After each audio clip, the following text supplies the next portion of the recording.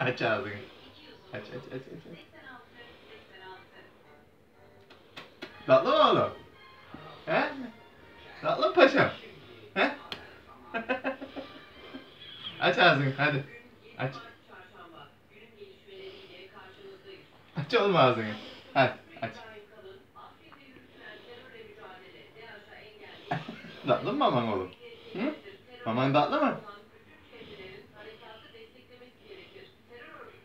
Oh. Hadi bizi çekiyor annem bak.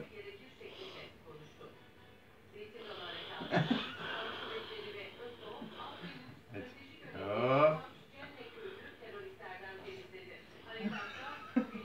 Tamam yeter.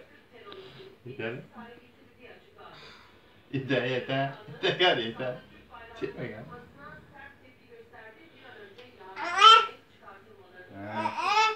İçmeyecek mi galiba? Yetti mi oğlum? Hadi aç.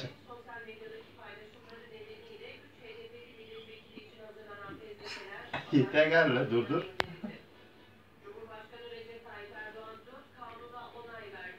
Dur dur. Aç ağzını. Anneye bir gül bakalım oğlum. Anneye gül. Kapat gari. Hafızam yoktur o kadar. Kapat gari.